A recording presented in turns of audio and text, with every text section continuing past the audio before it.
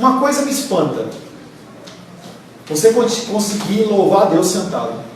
Realmente é uma coisa que para mim é incabível. Eu fico imaginando você perante as hostes celestiais, nos céus, no alto mais céu do Senhor, com a glória do Senhor, e você sentado, louvando a Deus. Eu não consigo entender. Eu não preciso chamar ninguém para isso. Isso tem que fluir de você.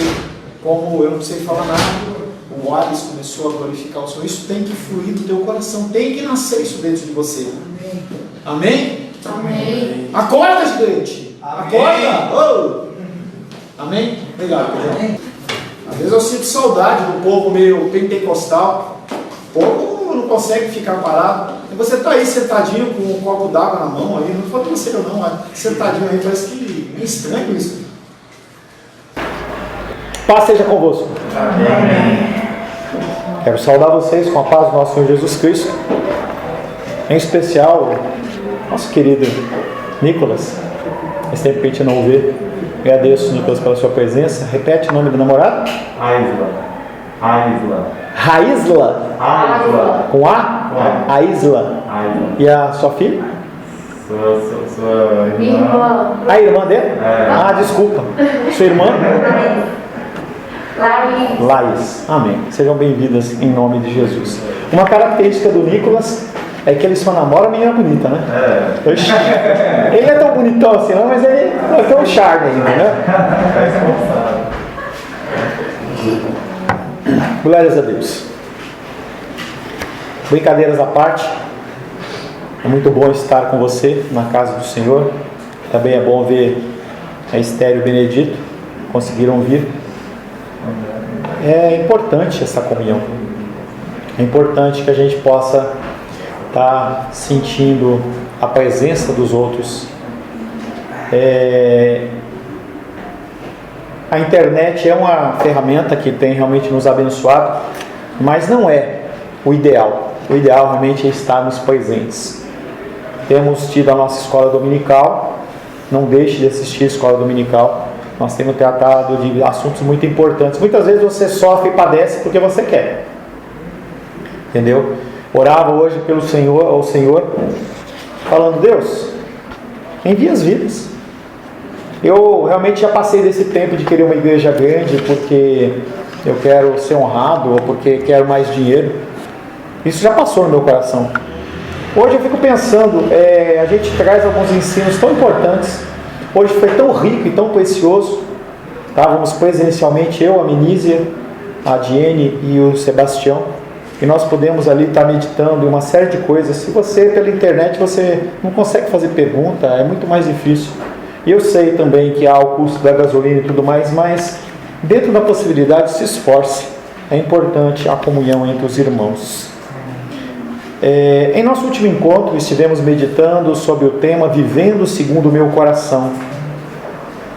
Foi dura a palavra da semana passada, porque nós fomos acostumados a ouvir que nós temos que viver para nós.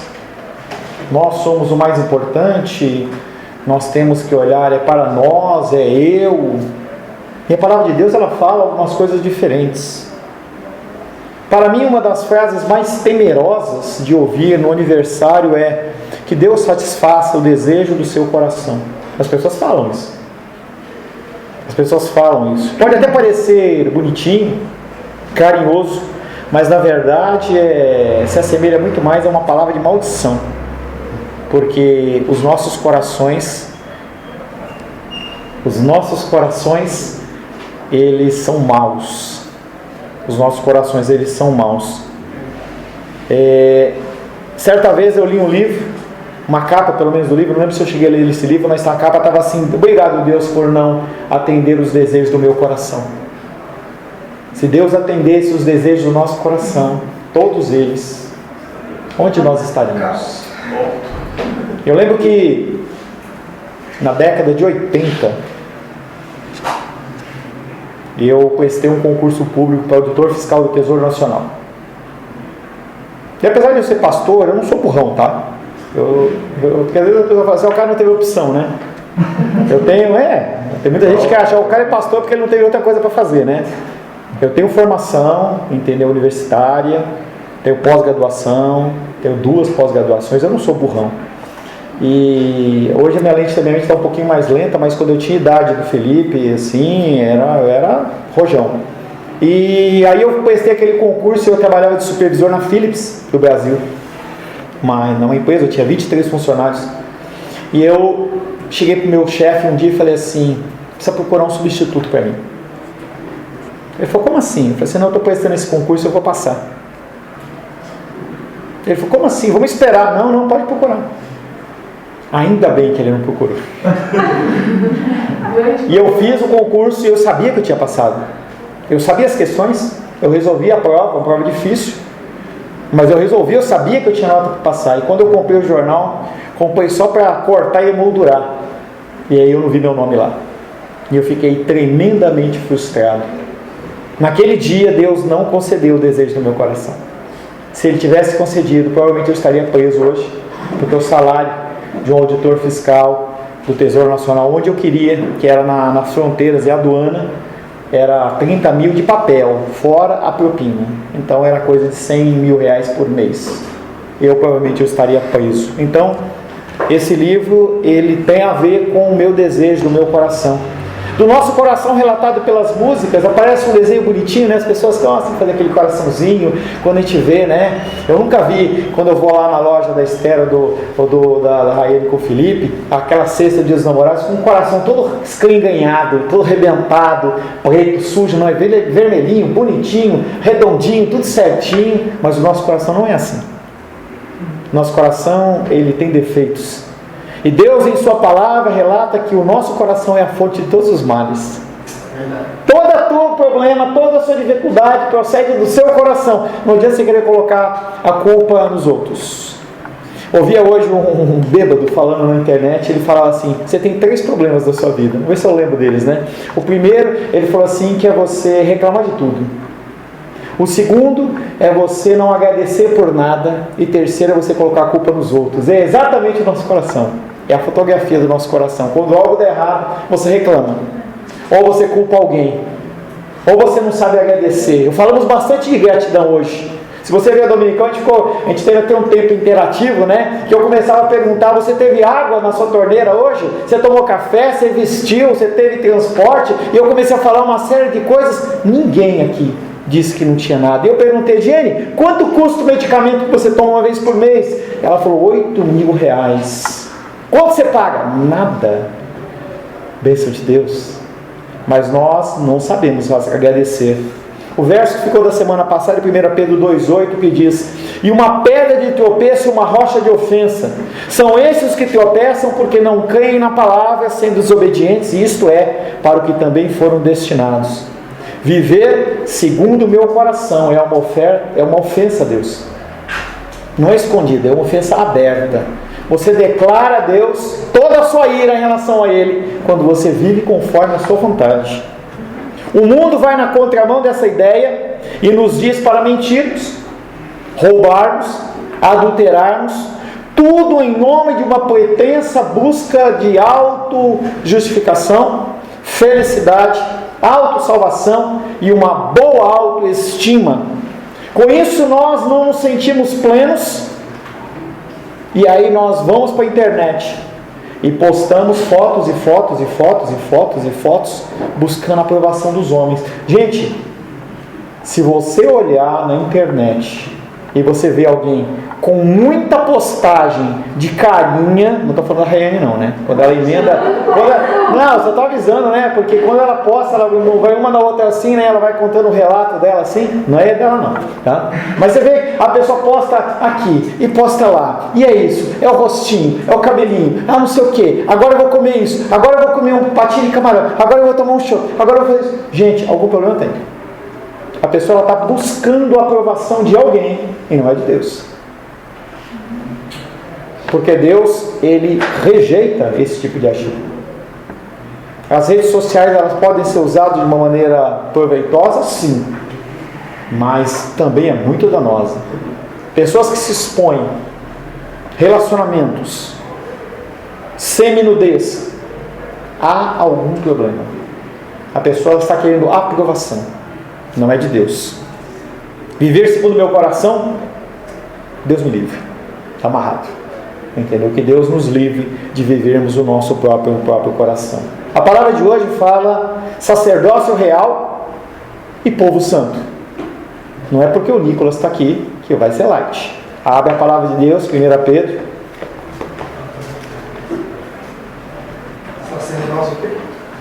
Sacerdócio real e povo santo.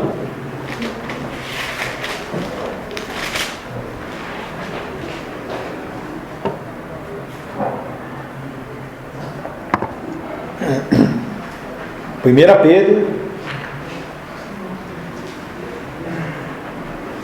capítulo 2, verso 1 em diante. Falar hoje pela manhã a tristeza dos cristãos, em especial os pastores. E um pastor, ele estava pregando numa grande igreja e ele falava assim: abra o Evangelho de João. E ele ficava assim, ó. E ele ia para Gênesis, ia para frente, ia para trás. Aí ele parou em Salmos 23 e falou assim: vamos ler o texto de João. O Senhor é meu pastor e nada me faltará. Não tem nada de engraçado. É triste. Triste. 1 Pedro, capítulo 2, verso 1 em diante, assim diz a palavra de Deus. Capítulo 2, verso 1 em diante. 1 Pedro, capítulo 2, verso 1 em diante, assim diz a palavra de Deus. Despojando-vos, portanto, de toda maldade e dolo, de hipocrisias e invejas e de toda sorte de maledicência. Benedito, por gentileza, desenrosca essa luz do meio, por favor. Desejai ardentemente, como crianças recém-nascidas, o genuíno leite espiritual, para que por ele vos seja dado crescimento para a salvação, se é que já tendes a experiência de que o Senhor é bondoso. Obrigado.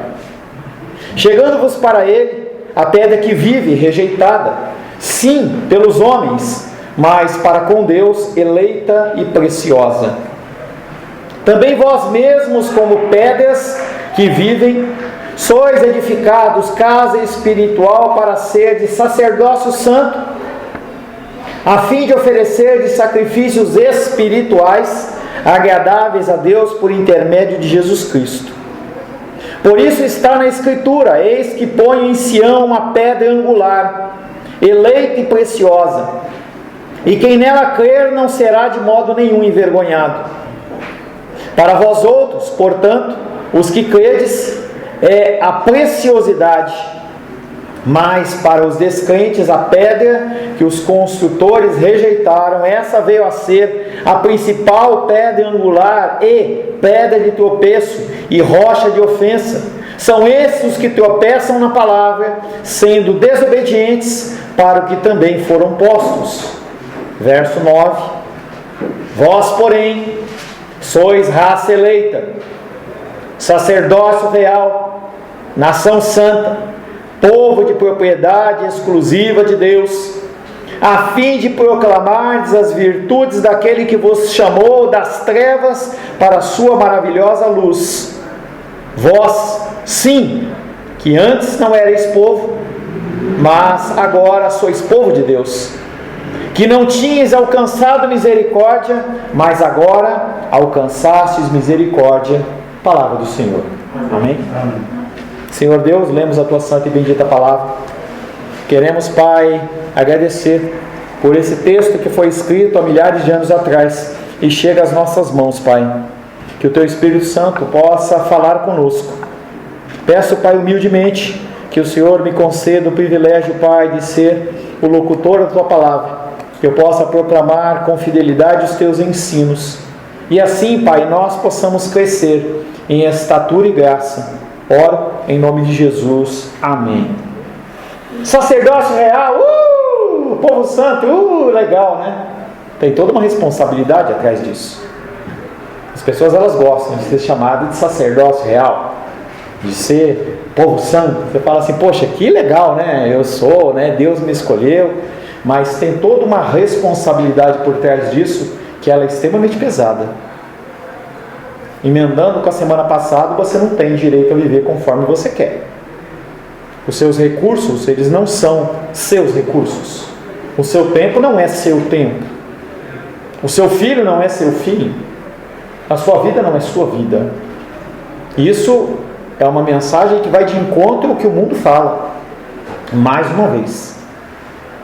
O primeiro versículo de 2 que nós vamos meditar é o versículo 9, que diz assim: vós, porém, aí você tem que lembrar, nós lemos o texto inteiro para que você entenda que nós vamos falando de dois grupos de pessoas, aqueles que creem e aqueles que não creem. Vós, porém, sois raça eleita, sacerdócio real, nação santa, um povo de propriedade exclusiva de Deus, a fim de proclamar os altos feitos daquele que vos chamou das trevas para a sua maravilhosa luz. Então esse versículo ele vem falando um pouco sobre essa condição de você, mas não como indivíduo. Esses versos 9 e 10, eles apresentam uma descrição da identidade dos cristãos, não como indivíduo, mas como povo, como igreja, como um grupo, como uma coletividade, como o corpo de Cristo. Não é indivíduo. Sim, você é a igreja, mas nós somos também igreja como corpo e como indivíduo. Os termos e as imagens têm como pano de fundo passagens bíblicas dos livros de Êxodo, saída do povo do Egito, e Isaías, que é o representante de Cristo no Antigo Testamento. Não há uma citação direta como teve nos outros textos, mas eles fazem muita alusão a esse trabalhar.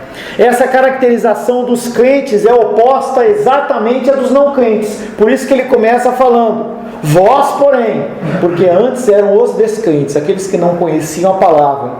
É um grupo diferente. Ou você se adequa nesse grupo dos que não creem e são desobedientes, ou você se adequa nesse. Não há um meio termo. A nossa luta contra o pecado é considerado que você está nesse grupo. Não quer dizer que você está numa transição. Não existe transição. Ou você é filho de Deus ou você não é. E o que determina isso são as suas atitudes. O seu crer são as suas atitudes. Não adianta você dizer que é, mas você não demonstra. É aquele exemplo que eu sempre dou. Festas, Dia dos Pais. Olha que lindo, maravilhoso. Vou dar um presente para o meu pai. Não vai resolver nada se você não o trata bem o ano inteiro. Não adianta. É uma falácia, é uma mentira do comércio para que as pessoas possam vender coisas. É uma data comercial. Dia das mães, dia dos pais, dia dos namorados, dia disso, dia daquilo. Isso aí é uma data comercial, não há um problema, não é pecaminoso, não tem nada disso. Mas o que você faz com isso que é o problema? No dia dos namorados, dê flores para os seus namorados. Entendeu? Dê flores, leve para jantar. Mas tem algo muito mais importante. Se o Nicolas não cuidar de você nos dias normais, não adianta ele te levar para jantar, ou levar para passear, ou viajar. Não adianta nada. Não adianta. É assim que você começa a conhecer como que vai ser um relacionamento pós-casamento. É como você trata durante o dia, como é que você trata. Uma forma de você conhecer a pessoa é como que ele trata a mãe dele, como ele trata o pai dele. Se ele trata bem, se ele não trata bem, não acho que ele vai tratar você diferente. Ele vai tratar da mesma maneira. Nós temos os crentes que obedecem a palavra e os não crentes que não obedecem a palavra. As duas primeiras descrições falam da consequência da aceitação ou rejeição de Jesus Cristo. Nós vimos isso no verso 7 e no verso 8. Há consequências. Você sendo filho ou não sendo filho, você sendo desobediente, há consequências. Falava hoje pela manhã. Você geme muitas vezes porque você é cabeção. Você é cabeça dura. Você sabe que você está errado e você vai naquele caminho. É que nem a criança que você fala, não põe o dedo na tomada. Ele vai lá e põe. Não adianta você reclamar. Essa situação é extremamente perigosa. Não vai falar para mim que a Júlia está lá no carro. Não, né? Tá bom. É porque eu vi. A Manu, desculpa. Não está não, né? As duas últimas falam da posição dos mesmos em relação à palavra. Os crentes e não crentes. Vós, porém, estabelece um contraste com o fim do verso anterior, porque mostra que há uma diferença entre aquele que é obediente e aquele que não é obediente. Não é simplesmente uma tarjeta, não tem camiseta disso. Eu não tenho como olhar para vocês e dizer simplesmente no teu olhar que você é obediente ou você é desobediente. Mas Deus sabe, Ele é aquele que sonda os corações. A estrutura do versículo mostra o caráter dos crentes como comunidade, como igreja, seguida de uma descrição da missão para que você foi chamado. Um detalhe para você, o Sebastião falou assim, né? Eu vou te dar uma, como é que você falou? Uma notícia? Como é que você falou? Uma notícia o quê? Excelente notícia. Uma excelente, não foi excelente não, uma notícia. Foi excelente? Eu não vou te dar uma notícia, mas ela não é tão boa assim. Você foi separado pelo Senhor não para viver a sua vida. Se você está querendo viver a sua vida, você não está no cristianismo não. Você tem uma missão. Deus, Ele colocou você como um soldado ou alguém de mais patente no exército dele para cumprir uma missão, não para fazer a sua vontade. A comparação de exército com igreja ela é muito clara. Só tira o contexto de patentes, que um manda mais que o outro. Fora isso, é aquilo mesmo. Alguém manda e o outro obedece. E nesse caso, quem manda é Deus. E você só está para obedecer. E se você não obedece, sobe o que para você? Sacrifício. Sacrifício. Você tem gemido porque você prefere sacrificar. Sabe que está errado e vai lá e põe o dedo na tomada. Quando se fala nesse texto sobre uma raça eleita, não está se falando de um povo judeu. Embora se utilize essa expressão que a ele é aplicada. Isaías 43:20 fala: animais do campo me glorificarão, os chacais e os filhotes de avestruzes, porque porei águas no deserto e rios no ermo, para dar de beber ao meu povo, meu escolhido. Apesar de você estiver no deserto, você tem que acreditar que ele põe águas no deserto. Mas aí você não acredita. Aí você começa a tomar suas decisões por sua conta e risco. Aí já era. Você começa a cavar cisternas rotas. O que é uma cisterna rota? É uma cisterna que não segura água. Quanto mais água você põe lá, menos água tem. Absorve tudo. Isso é uma cisterna rota. A cisterna verdadeira é aquela que você cava ela, você baixa o balde lá embaixo. Eu lembro na casa da minha avó tinha isso, eu olhava com o maior medo de cair lá dentro, entendeu? Eu baixava o balde lá, a água vem geladinha, fresquinha, cristalina. Não é uma cisterna rota. Por quê? Não é uma cisterna cavada segundo o meu esforço e a minha vontade. Os cristãos então são vistos como formando uma nova raça, diferente tanto de gentios como judeus. Nós temos que ser diferentes, em especial em relação aos gentios. A minha ansiedade, a minha angústia, a minha preocupação mostra que eu ajo muito mais em relação ao que é o gentio. Não andeis ansiosos por coisa alguma. Não busca a bênção, é ela que tem que vir a você. Esse jeito de agir, quem age é o gentio, é aquele que não tem Deus. E por que você age assim? Esse novo povo assume os privilégios e a promessa que pertenciam ao povo judeu, por este ter desobedecido a palavra e rejeitado o Messias. João 1,11. Ele veio para os que eram seus e eles não o receberam. Os judeus disseram não para Jesus. E quando você é desobediente, você também está dizendo não a Jesus. Não adianta você falar que você ama a Deus, se você é desobediente. Não adianta. Os judeus perderam, além daquele privilégio todo, eles também perderam o sacerdócio que lhes era, para por meio deles serem uma bênção a todos os povos. Lá em Abraão, a palavra de Deus veio: vocês vão ser bênçãos para os povos. Mas eles não quiseram ser obedientes. Eles quiseram ser rebeldes. E quando o Messias veio, eles também o rejeitaram. Gênesis 12, 2 e 3 diz: de ti, falando com Abraão, farei uma grande nação, e te abençoarei, e te engrandecerei o nome. Se tu uma bênção. Abençoarei os que te abençoarem, e os amaldiçoarei os que te amaldiçoarem. Em ti serão benditas todas as famílias da terra. O seu jeito de agir faz diferença. Falo com novos casais. Já falei com Rayane e Felipe. Já falei com Alice e Ingrid. Já falei com Esther e com Benedito. A história de vocês pode mudar, em especial dos seus filhos. Mas se vocês continuarem vivendo a mesma coisa, o que vai acontecer é um novo ciclo de maldição. Está amarrado, não adianta amarrar. É o teu exemplo. Ele vai copiar. O que o Pedro vai fazer é copiar a Ingrid e o Alice. É isso que eles vão fazer. Se você é uma pessoa que é temente a Deus, eles vão ser tementes a Deus. Se eles são respeitosos, se você é respeitoso ao dia do Senhor, eles vão ser respeitosos ao dia do Senhor. Se você respeita as autoridades, eles vão respeitar você. Agora, a visão contrária também é verdadeira. Você não respeita o dia do Senhor, você não respeita autoridades, você também não vai ser respeitado. E as pessoas, não adianta você brigar, é um aborrecente. Não, ele está fazendo exatamente aquilo que ele viu você fazer.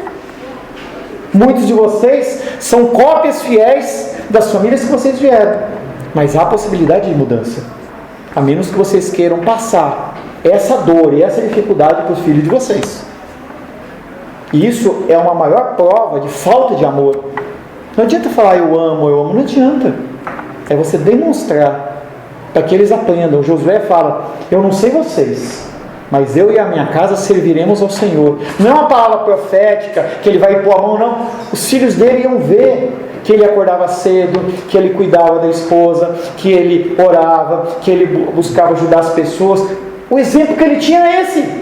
Ele simplesmente replicou. Os filhos deles iam replicar isso, mas o povo judeu não fez isso. Esse sacerdócio passou agora às mãos daqueles que exercerão no Espírito Santo do seu sumo sacerdote, que é Jesus Cristo. Esse ministério, esse bastão está na minha mão e na sua mão. É muito sério isso. Jesus ainda é acrescentado como um ingrediente novo a esse sacerdócio. É um sacerdócio real, não um sacerdócio qualquer. Não é um sacerdócio do pastor Paulo aqui na frente, é um sacerdócio familiar, em que as pessoas elas têm que ver os maridos como um sacerdote, como alguém que é realmente uma pessoa responsável, não uma pessoa que só trabalha no empurrão, entendeu? Semana passada o Alisson não conseguiu vir, aí ele tentou fazer o carro pegar, o motor de arranque não pegava, talvez ele tenha tentado empurrar, não sei e tal. Tem carro que só pega no tranco. Você não pode ser um cristão que só pega no tranco. Êxodo capítulo 19, 6 diz, vós me sereis reino de sacerdotes e nação santa. São essas as palavras que falará aos filhos de Israel. Mas eles perderam, eles não quiseram. E você tem essa opção também. E aí eu falava de manhã com a Menísia, e ela me falou assim, a pessoa ela pode ser cristão, salvo e viver na miséria? Pode. Vai para a glória, amém. Só que a vida aqui miserável, não viveu a plenitude. Por quê? Está correndo atrás do vento. Salomão ele falou, olha, essa vida terrena aqui é correr atrás do vento. Você ficar buscando só dinheiro, é correr atrás do vento. Não que você não tenha que trabalhar, não é isso. Mas você tem que entender que tem prioridades. Esse sacerdócio é real porque serve ao rei da terra, não serve a você. A Júlia, eu ainda olho, ela ainda está na época que ela ainda acha que é a rainha da casa. Toda vez que eu ligo lá, ela está... A Helena já passou por isso, não tem mais isso, nem tanto. Mas a Júlia está lá dormindo, ela acha que é ela que manda na casa. Às vezes você acha que você manda na sua vida. É real também porque o serviço é em prol do reino de Deus, não é em prol da sua vida, não é em prol da sua prosperidade. O seu sonho tem que ser acima do material. O seu sonho tem que ser a tua vida espiritual plena nos caminhos do Senhor. Seja próspero, viaje, manda foto não sei de onde, não sei do que, manda, não tem problema não, mas tem um propósito maior do que esse. Seu propósito não pode ser isso. Você morreu, acabou. Estava falando com um rapaz agora, ele falou assim, o meu filho morreu, o meu cunhado morreu. Eu liguei antes, era 5 horas da tarde, falei, como é que está? Ele falou assim, está nas últimas. Já tem 3 dias que o médico falou que está nas últimas. Aí eu orei, e aí ele mandou uma mensagem antes do culto começar, ele falou assim, pastor, Deus ouviu as suas orações. Meu cunhado acabou de ir para a glória. estavam lá chorando e tal, mas o entendimento acabou. E os bens que ele deixou? Briga de herança. Os irmãos vão brigar, os tios vão brigar, os parentes vão brigar. O que adiantou? Apocalipse 1,6 também fala sobre esta realeza. Nos diz, e nos constituiu reino, sacerdotes para o seu Deus e Pai. A Ele a glória e o domínio pelos séculos dos séculos. Amém. E constituiu o reino para o seu Deus e Pai. Não é para a sua vida. Novamente, o versículo está falando que você tem que viver para Ele, não para você. Além da raça eleita e do sacerdócio real, eles também são nação santa, uma nação separada. Por fim, os cristãos são povo de propriedade exclusiva de Deus. É posse dele. Não é algo que é compartilhado. Não é algo que pode ficar na mão de um e de outro. Não. É dele. E ele é ciumento. Não ciumento de doença. Um ciúme de cuidado. Eu vivo importunando as pessoas da nossa igreja, ligando. E aí? Por que você não veio? Por que você não leu? E aí? Você não estava? Pô, você não deu o oi na dominical. Você estava mesmo? Oh, gente, eu faço isso porque... Não é porque eu quero você aqui. Eu vou para a glória com o Senhor, independente da sua presença ou não. Mas eu me preocupo com você. Às vezes eu me questiono. Será que eu estou sendo chato demais? E eu falo, vou continuar. E se você não está satisfeito... da linha, porque eu vou continuar falando. Porque eu não posso deixar você andar segundo o seu próprio coração. Porque eu sei que você vai bater a cara na pedra. E eu vou estar, como a menina falou de manhã, como um pai pronto a receber você de volta. Mas você vai voltar todo arrebentado. E é esse o caminho que você está trilhando. Um caminho da satisfação do seu próprio coração. Analisando as características desse povo novo, como um todo temos, falando de eu e de você, sempre se pressupõe a unidade dos cristãos. Eles são uma raça, uma nação, um povo, uma comunidade de sacerdotes. Isso tem que gerar comunhão entre nós. Você tem que sentir prazer. Volto a usar a palavra da menina de manhã. Você tem que se deliciar em estar na casa do Senhor. Não tem que olhar no relógio. Não tem que estar preocupado se passou 10 minutos ou 1 hora. Quando a gente vê, e eu citei hoje de manhã, o apóstolo Paulo, ele começou a pregar, eu não lembro, eu devia ter olhado a data, o horário, mas vamos lá, meio-dia ele começou a pregar, depois do almoço. Era 10 horas da noite, ele estava pregando ainda. E ninguém arredava o pé. O cara caiu lá do 2º, 3º andar, bumba espatifou lá no fundo, lá morreu. Ele foi lá, fez uma oração forte, ressuscitou o cara, voltou para falar. Voltou para orar, e provavelmente aquele que estava lá arrebentado levantou, deixa eu sentar de novo aqui. Tem que nascer, isso tem que ter no seu coração. Você tem que buscar propósitos espirituais. Estou aproveitando que a Rosângela e a Luísa estão viajando. Comecei um jejum 4h30 da tarde, hoje 5h30, 4h30, anotei lá. Devo fazer pelo menos 2 dias, vou tentar fazer. Vê se eu oro, vê se desperta você, meu. Se você se liga, pega no tranco. Mas também vou buscar direção para a minha vida. Você precisa separar esse tempo. Você precisa ter tempo com Deus. As pessoas de oração oram no mínimo 1, 2 horas por dia. Quanto tempo você ora? Qual é o teu tempo na presença de Deus? E como que você quer se dizer como filho de Deus se você não ora e você não lê a palavra de Deus? Como é que você vai conhecer Ele? Não existe mágica. Não é um chip que você coloca lá o pendrive em você, aí você capta tudo. Não existe isso. Você tem que dedicar tempo. E a decisão mais burra que você pode tomar, mais ignorante, é você se dedicar só à terra. Porque em uma boa velhice você vai até os 120 anos. Depois você morreu. E a eternidade? O que vai acontecer com você na eternidade? Mas você investiu o teu tempo aqui nos bens. Aí você deixa, o Felipe falece, deixa um caminhão para a Rayane, deixa uma frota de ônibus. E aí? O que isso muda? Nós temos que exercer essa comunhão. Segundo, pensando exclusivamente na relação com Deus, nós podemos considerar que são um povo só de Deus e eleitos por Ele. Ele escolheu você. Você não está aqui por coincidência. Tem 2 motivos para você estar aqui. Aqui fisicamente ou aí na internet. 2 motivos. Primeiro, É despertar você e você aceitar Ele como Senhor e Salvador verdadeiramente, ou então para consumar a sua ida para o inferno. E você não vai poder chegar lá no céu e falar para Deus: olha, eu nunca ouvi. Me desculpa, minha querida e a irmã dela, mas se vocês não mudarem, eu não sei como é o teu coração, não conheço vocês, nunca falei com o Nicolas sobre vocês, mas essa palavra é para salvação ou para condenação. Não tem saída. Ah, mas a minha irmã é tão novinha. Não tem isso não. Terceiro, as outras características desse povo se veem mais em relação aos outros homens, à sociedade humana. São sacerdotes do santo reino de Deus para o mundo. Você está no mundo, mas você não se mistura.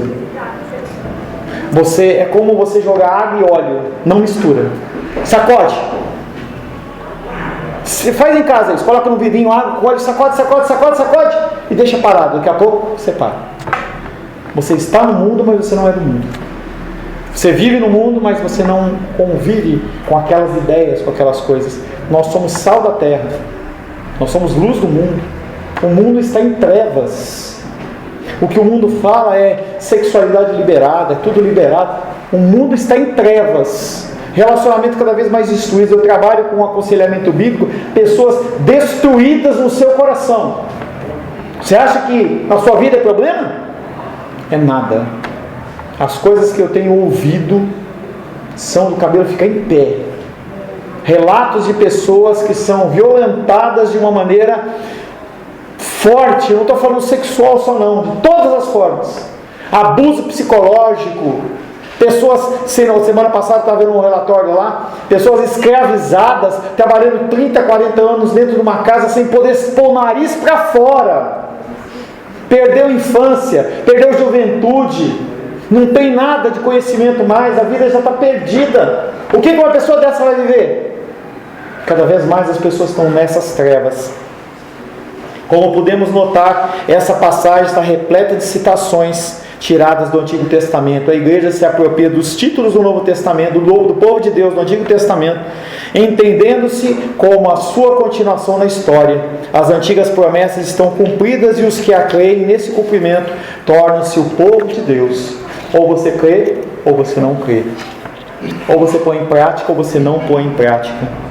O Êxodo continua a ser visto como o ponto formador do povo de Deus. Aqui é o novo povo de Deus que é formado. Você não pode fazer parte do povo velho. Você tem que fazer parte do novo povo. Um povo que trabalha pela libertação das pessoas. Libertação das pessoas do pecado, das dificuldades, das amarras da sociedade. Essas pessoas tornam-se livres para Deus.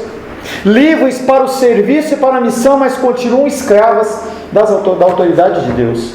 Você não é livre para fazer o que você quiser. Essa liberdade é uma liberdade de você praticar a vontade de Deus, o que os homens e as mulheres do mundo não conseguem fazer. O feito maior de Jesus Cristo, sem dúvida, é a vida e a obra de Jesus, que abre definitivamente diante do homem o futuro, o êxodo, a libertação, vencendo todas as barreiras que podiam impedi-lo de se concretizar. Isso está nas suas mãos. Moisés mandou uma mensagem aqui, nem sei se ele está online, não tem como eu ver, mas eu falei com ele, ele falou assim: Pastor Paulo, tem muita gente com depressão me procurando. Eu falei: vai estudar.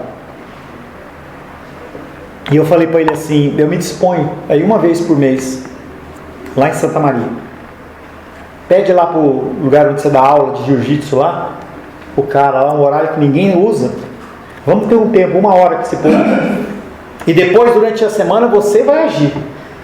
Eu lancei o desafio para ele, não sei se ele vai comprar isso.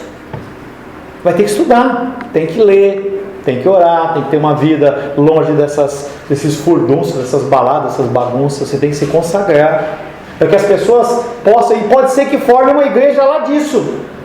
Olha que responsabilidade. Depende dele. Os feitos de Deus devem ser proclamados. É algo que é muito mais profundo do que você simplesmente falar.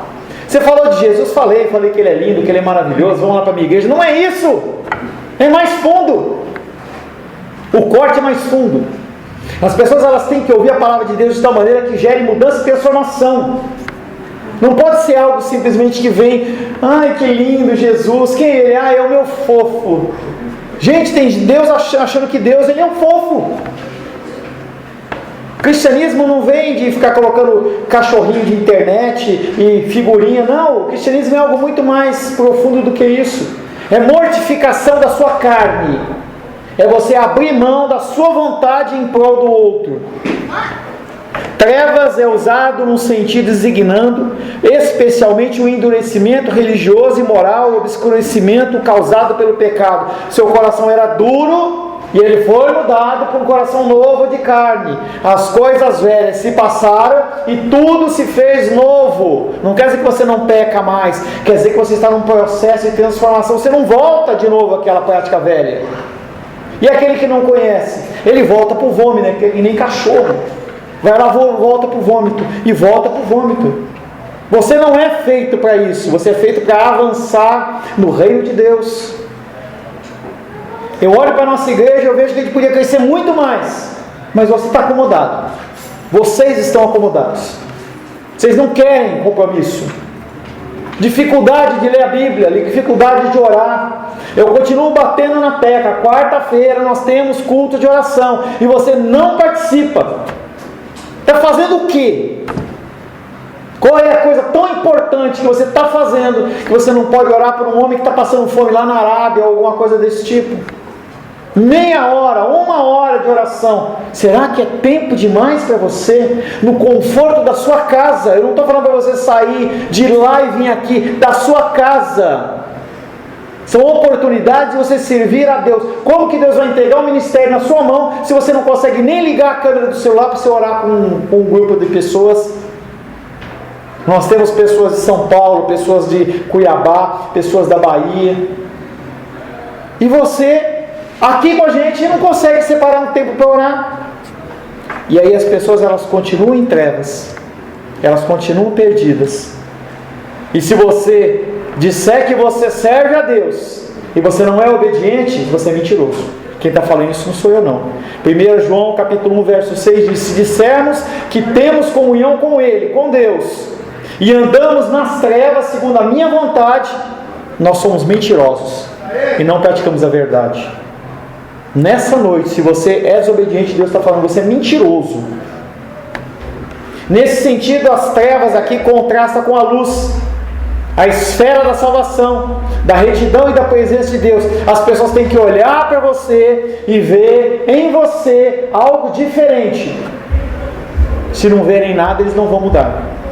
Colossenses capítulo 1, verso 13 e 14 diz: Ele nos libertou do império das trevas e nos transportou para o reino do Filho do seu amor, do qual temos a redenção e a remissão dos pecados. Esta luz é ainda caracterizada como maravilhosa. Não é qualquer luz. Não é a luz que o Benedito destarrachou lá porque estava piscando, não. É uma luz maravilhosa. É uma luz que tem que atrair. Se você colocar uma luz, quando tem aquelas louva-a-Deus, aqueles bichinhos lá, né, o aleluia lá, eles vão tudo para a luz. Por quê? São atraídos, eles não conseguem não deixar de ir para a luz. As pessoas têm que ser assim com você. Você tem que ter um discurso firme, mas amoroso. Não seja grosseiro. Falava hoje pela manhã, a pessoa postou alguma coisa do governo lá, eu não lembro se a pessoa era a favor ou contra, e aí a pessoa começou a chamar o outro de imbecil, e eu olhei lá, pastora? E eu falei assim, eu conheço a pessoa, eu falei assim, eu tive dificuldade de acreditar que era você chamando o outro de imbecil. Sendo que a palavra de Deus diz, se você chamar o teu irmão de tolo, você é digno do inferno. Mas às vezes a gente está falando a mesma coisa, fazendo a mesma coisa com as nossas ações. 1 Pedro 2,10: Vós sim, que antes não erais seu povo, mas agora sois povo de Deus, que não tinhas alcançado misericórdia, mas agora alcançaste misericórdia. Ele continua a descrição do capítulo do verso 9, dizendo, antes vocês não eram povo, agora vocês são. Antes vocês não tinham misericórdia, agora vocês têm. E vocês têm que ser diferentes. Não dá para pensar no Benedito como o Benedito de 10, 20 anos atrás. Não dá. Não dá para pensar. Vocês têm que olhar no espelho e falar assim, eu estou parecido com o que eu era no passado? Eu espero que você esteja jovem, sem cabelo branco, magrinho. Eu vejo a foto do Alice lá, entendeu? Magrinho, entendeu? Aquele cara lá. Não que ele não esteja bonitão, né, ainda. Tá bonitão, entendeu? Mas podia estar mais esbelto, já estar colocando a camisa para fora da calça, entendeu? Eu espero que vocês tenham a vitalidade, o vigor da juventude, mas com a maturidade de hoje. Vocês possam olhar para o espelho e falar assim: essa pessoa que está nesse espelho aí, ela é diferente, porque ela conheceu a Jesus. Referindo-se a Israel, Oséias ele fala que Deus chegou ao ponto de rejeitar o seu povo e dizendo: vocês não são mais meu povo. Será que vai ter que chegar esse momento? Deus olhar para você e falar assim: você não é mais meu povo, não é mais meu filho. Vou entregar a você a sua vontade. Naquele tempo, o tempo da ignorância, o tempo em que viviam conforme a sua vontade, eles eram dominados por todo tipo de paixão. Naquele momento eles não eram povo de Deus. Efésios capítulo 2, verso 11 e 12 diz: portanto, lembrai-vos de que outrora vós, gentios na carne, eu era gentio, você era gentio na carne, chamados incircuncisão por aqueles que se intitulam circuncisos na carne. Mãos humanas naquele tempo estavam sem Cristo, separados da comunidade de Israel, e estranhos às alianças da promessa, não tendo esperança e sem Deus no mundo. Naquele momento você não conhecia Deus. Poucas exceções, talvez a Naldinha aqui que nasceu num lar cristão, não sei se tem mais algum, mas a maioria que eu conheço a história nasceu num mundo sem conhecimento de Deus, sem conhecimento das coisas, e Deus de uma forma maravilhosa Ele te traz e te resgata. Cada um de vocês tem uma história particular de coisas que faziam, que hoje, se for colocado à luz, pode se parecer como vergonhoso. É só você lembrar do que você fazia 10 anos atrás, como você era em todas as áreas. Será que você se orgulharia de falar como você era hoje? Semana passada eu estava conversando com o Felipe, falei assim: Felipe, eu vou trazer uma foto aqui, entendeu, da minha época de 18 anos. Aí ele estava aqui, eu mostrei a foto para ele, entendeu, o carro e não sei o que, as coisas de jovem, né? Gente, é só essa é a lembrança boa do passado. As coisas, as besteiras, amigos meus tomando bebida e tomando e ficando em coma alcoólico. Eu lembro de um rapaz com a gente viajando, ele bebendo no gargalo, quebrou o lacre da vodka, tomando glúten, aí ele apagou lá, a gente achou que ele tinha morrido. Isso não é coisa de vanglória, é vergonha. E o problema é pior se você volta a essa vida de novo. Você continua fazendo a mesma coisa. O povo de Deus não era um povo de Deus. De fato, longe de Deus a humanidade nem se pode chamar de povo, sendo assim um agregado de pessoas egocêntricas e individualistas, cada um lutando por seus próprios interesses. O povo de hoje, as pessoas de hoje, a nação brasileira se une para torcer para o Brasil, ou torcer para o Flamengo. Não há problema nenhum em relação a isso, mas não são povo. A única coisa que une eles é aquele momento. Depois é cada um dando um tiro no outro. São obrigados a você separar as torcidas, porque se o time do seu coração perdeu a partida, você tem que descontar a sua ira em alguém. E se você não descontar a sua ira no cara do Palmeiras ou do Corinthians, lá você vai querer bater na sua esposa em casa. Um monte de macho. Aquele DJ, não sei das quantas lá, saiu dando tapa na esposa, e ela devia ter apanhado bastante até ela filmar o que ela filmou. Agora ele está depressivo. Que lindo, né? O advogado falou dele: ele está depressivo. Não foi bem assim. Como não foi assim? O cara espancando a mulher violentamente, por quê? Traumas no coração dele. Porque ele quer fazer o que ele quer fazer, o coração dele não é satisfeito, e aí ele tem que descontar em alguém. Alguns trabalham demais, 20 horas de trabalho, outros batem na esposa, outros saem para a bebedeira. É a mesma coisa, é a rejeição a Cristo. Mas agora, espero que você seja o povo eleito de Deus, o povo do tempo do fim. Legal você falar amém hoje. Eu quero ver você falar amém amanhã, na terça-feira, na quinta, no sábado.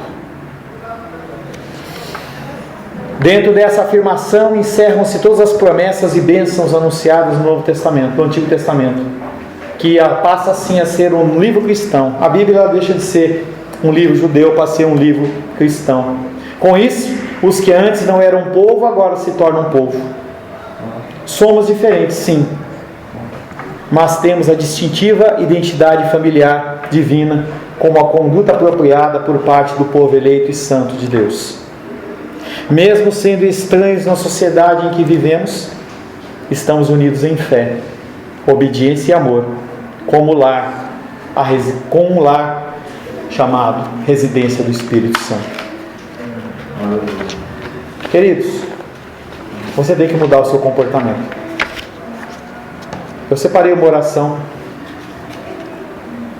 não é minha, é uma oração que foi escrita em 1800 e pouco. Eu quero pedir a você que curve a sua cabeça, feche seus olhos, que você possa meditar naquilo que eu vou falar. O nome da oração chama-se Sossego.